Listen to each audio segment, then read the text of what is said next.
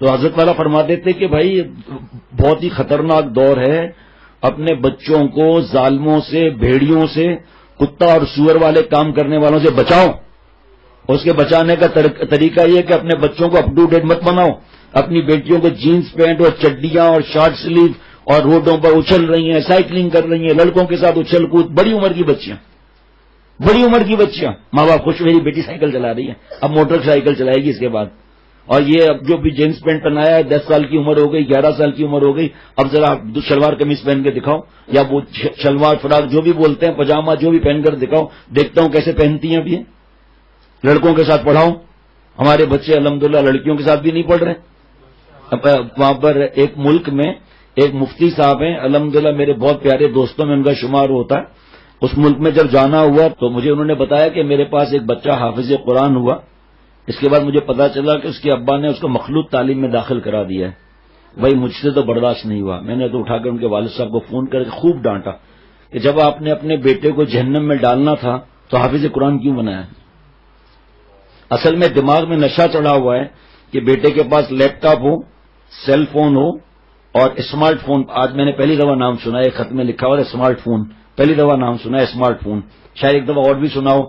Smart phone ہو، لیپ top ہو، YouTube بھی ہو، net بھی ہو، cable بھی ہو، فیس بک بھی ہو، ٹیبلٹ بھی ہو، اور کیا بولتے ہیں وہ لیپ ٹاپ بھی ہو اور کمپیوٹر بھی ہو. لڑکیوں کے ساتھ پڑھے تاکہ میرا بیٹا ایکٹیو نہیں، کوئی اور جملہ ہوتا ہے کوئی ایسا، ویسا میرا بیٹا ہو جائے.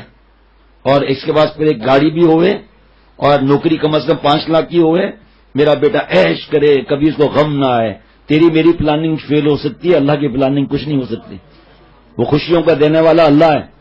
بیٹے کو ایمان تو سکھایا نہیں، لیپ ٹاپ دلا دیا، بڑا تیر مار لیا.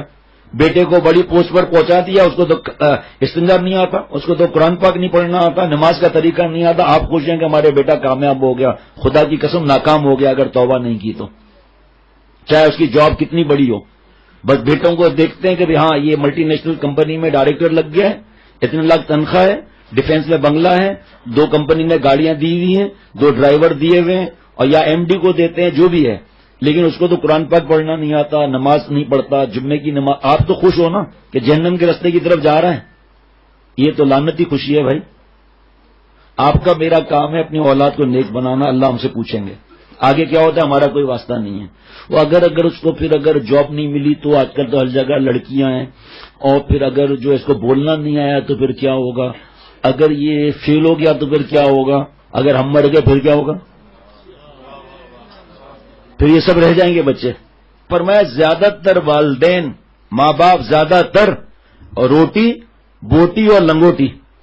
میرے بیٹے کو یہ ہو جائے، اتنی ڈگریاں مل جائے، پڑھائیاں کر لے، نوکریاں مل جائے، جاب مل جائے، ایسے نہ ہو ویسے نہ ہو. اور لڑکیوں کے ساتھ اٹھے بیٹھے بھاگے، جو بھی زنا، شراب، شیش اور بینک، وہ کیا جو کمرے ہوتے ہیں نا وہاں باہر دور دور، فارم ہاؤس، یہ بھلے اس میں لڑکیوں کے ساتھ جائے، بھلے برے دوستوں کے ساتھ جائے، فلمیں دیکھے، پڑھ تو رہا ہے نا، کوئی بات نہیں.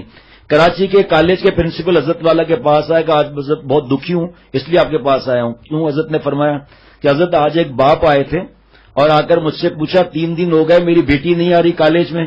تو میں نے پریزیڈنٹ کا کوئی رجسٹر ہوتا ہے وہ منگایا، تو دیکھیے اس میں تو پریزنٹ لگی ہوئی ہے. کہا لیکن 3 دن سے گھر تو نہیں آئی.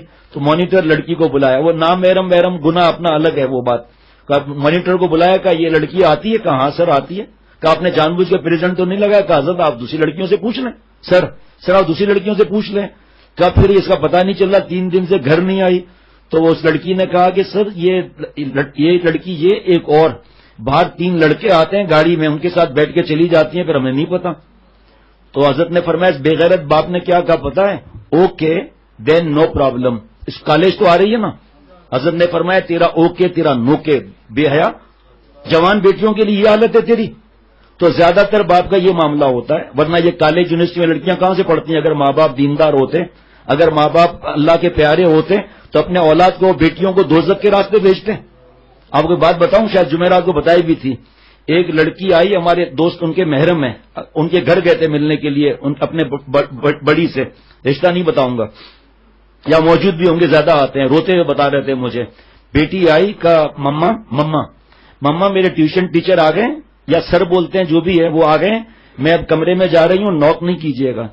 روتے ہوئے بتایا 1.5 گھنٹے 2 گھنٹے تک کمرہ بند تھا، دونوں اندر تھے، مرد اور عورت دونوں اندر تھے. اور ماں ماڈرن. جناب کیوں بیٹیوں کو پڑھاتے ہو؟ وجہ بتاؤ نا، دلیل دو. ہم آپ کو دلیل لیتے ہیں، مت پڑھو، آپ دلیل دے دو.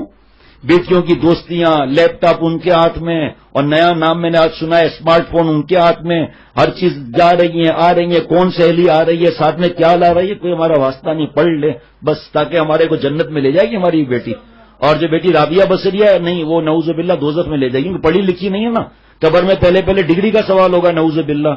اللہ ہماری عقلوں پر رحم فرمائے، سب سے پہلے مجھ پر رحم فرمائے کہ بیٹیاں ہمارے شیشے کے نگ ہیں، یہ ان کو اللہ گھر میں رکھنے کی توفیق عطا فرمائے.